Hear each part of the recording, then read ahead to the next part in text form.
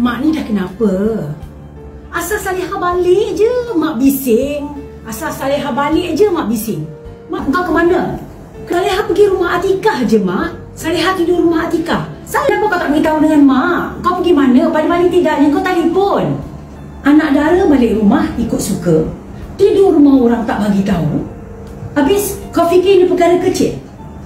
Aduh, mak, Salihah ada duit mak. Salihah dah besar.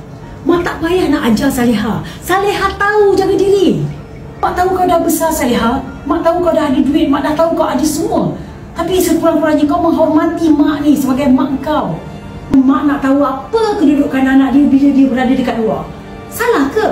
Salihah bukan budak-budak kecil lagi macam Salihah kecil-kecil dulu mak. Please lah mak, please lah. Salihah bosan kau macam ni. Kalau macam ni Salihah keluarlah daripada rumah. Kalau mak tanya saja, sikit-sikit kau nak keluar daripada rumah. Itu ke caranya kau menghargai mak yang mendidik kau selama ni? Salihah, cucu sayang dengan nenek ni.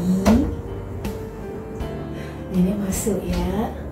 Nenek nak cakap sikit dengan Salihah.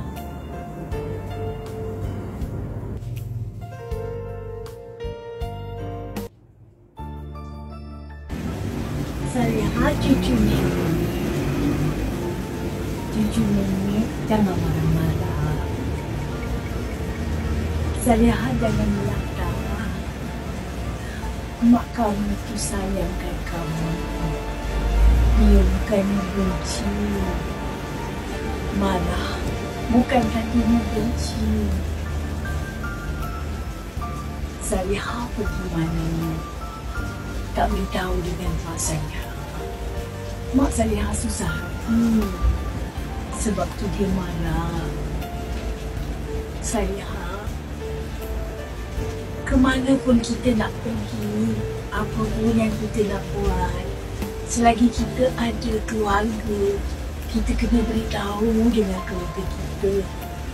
Kalau tak mak, kalau tak nenek, siapa saja yang kita ada, dan ia adalah keluarga kita.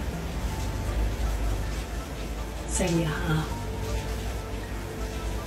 sekalipun Salihah tidak berkenan dengan cara mak Salihah menegur, tetapi Salihah tidak boleh sampai hilang hormat kepada mak Salihah. Salihah memang dah besar. Salihah memang dah berjaya. Jangan sampai mengecilkan hati mak yang mengandungkan Salihah, yang membesarkan Salihah. Nanti apabila dia sudah tiada, menyesal tidak berguna. Masa tu kita akan merindui kebisingan-kebisingan suaranya. Cucu nenek, sekalipun sudah percaya, hormatlah ibu bapa. Salihah pergi minta maaf balik dengan mak. Salihah minta ampun dengan mak. Segala keberkatan yang kita buat adalah di atas doanya. Salihah pergi minta maaf dengan mak ya. Cucu nenek ni baik kan? Cucu nenek ni sebenarnya baik. Tapi cucu nenek merajuk. Sayang, pergi minta maaf ya.